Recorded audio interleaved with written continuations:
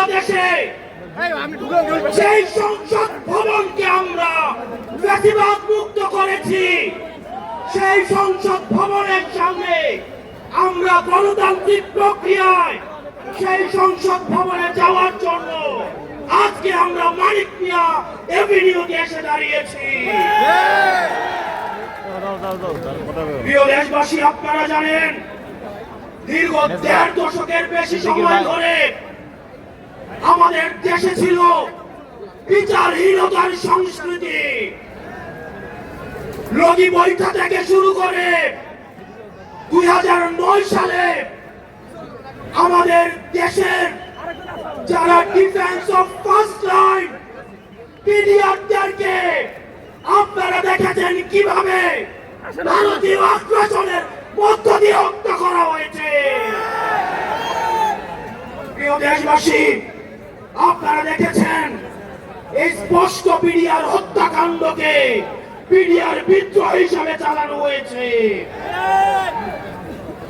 আপনারা দেখেছেন শাপলা চত্বরে আমাদের দাড়ি টুপিওয়ালা ভাইদের উপরে রাতের অন্ধকারে কিভাবে জেনোসাইড চালানো হয়েছে। আমাদের দাড়ি টুপিওয়ালা ভাইদের সামনে থেকে কিভাবে মাইক কেড়ে নিয়ে যাওয়া হয়েছে।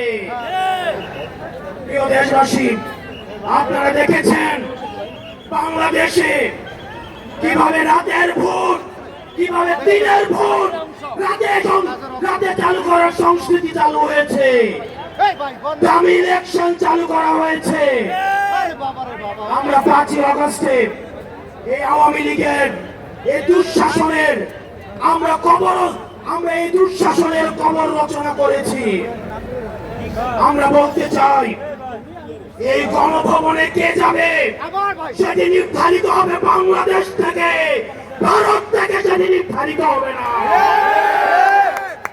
আমরা স্পষ্ট করে বলতে চাই এই সংসদে কে যাবে সেটি নির্ধারণ করবে বাংলাদেশের খেটে খাওয়া জনতা।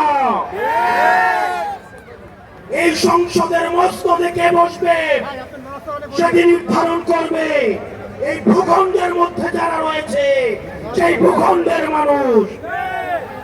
আমরা দীর্ঘ ১.৫ দশকের বেশি সময় ধরে আমরা একটা জাতি গড়ে তুলতে পারি নাই। বিভাজনের রাজনীতি আমাদের মধ্যে ইচ্ছাকৃতভাবে জিয়ে রাখা হয়েছে।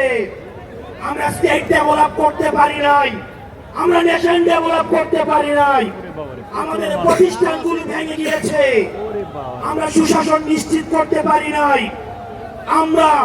আমরা ফাংশনাল ব্যুরোক্রেসি নিশ্চিত করতে পারি নাই, আমরা স্বাধীন পুলিশ নিশ্চিত করতে পারি নাই, স্বাধীন বিচার বিভাগ নিশ্চিত করতে পারি নাই। আমরা স্বাধীনতার এত বছর পরেও আমাদের তরুণ প্রজন্ম, আমাদের একটা ইনস্টিটিউশন আমরা প্রপারলি ফাংশন করতে দেখি নাই। আমরা আপনাদের কাছে কমিটমেন্ট দিতে চাই এই তরুণ প্রজন্ম আমরা ইনস্টিটিউশন গুলোকে প্রপারলি ফাংশনাল করব। আমরা আপনাদেরকে কমিটমেন্ট দিতে চাই এই বিভাজনের রাজনীতির উঠে উঠে আমরা একতার রাজনীতি বাংলাদেশে চালু করব। আমরা স্টেট ডেভেলপ করব। আমরা এই ভূখণ্ডের অধিকার আমরা আদায় করতে পারি নাই। আমাদেরকে মাথায় রাখতে হবে বিদেশের সাথে আমাদের বন্ধুত্বপূর্ণ সম্পর্ক থাকবে, কিন্তু কোন প্রেসক্রিপশনের সম্পর্ক থাকবে না।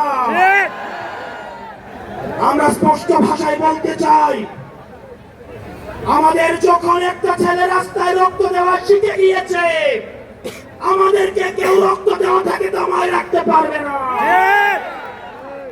সুতরাং আমরা স্পষ্ট ভাষায় বলতে চাই আমাদের প্রবীণ রাজনীতিবিদ যারা রয়েছে তাদের অভিজ্ঞতা এবং তরুণদের তেজদীপ্ত এবং অকুত ভয় যে নেচার রয়েছে সেটার মিথস্ক্রিয়ায় আমরা পরবর্তী বাংলাদেশ বিনির্মাণ করব।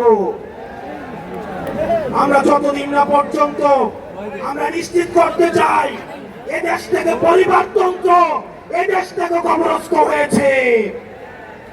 এদেশে কামারের ছেলে প্রধানমন্ত্রী হবে, কুমারের ছেলে প্রধানমন্ত্রী হবে।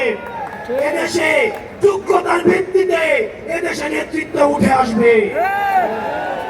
আমরা স্পষ্ট করতে চাই, আমরা একটা সুন্দর বাংলাদেশ গড়তে চাই, যে বাংলাদেশে আমাদের মধ্যে কোনো ধরনের ভেদাভেদ থাকবে না। আমাদের রাজনৈতিক পরমত সহিষ্ণুতা থাকবে, মত প্রকাশের স্বাধীনতা থাকবে, আমাদের দ্বিমত প্রকাশের স্বাধীনতা থাকবে। আমরা একটা সমৃদ্ধ বাংলাদেশ গঠন করার জন্য আমরা আপনাদের কাছে কমিটমেন্ট দিচ্ছি, আমরা প্রতিজ্ঞা করছি। এই প্রতিজ্ঞার সাথে কারা কারা একমত রয়েছেন? ইনকিলাব জিন্দাবাদ।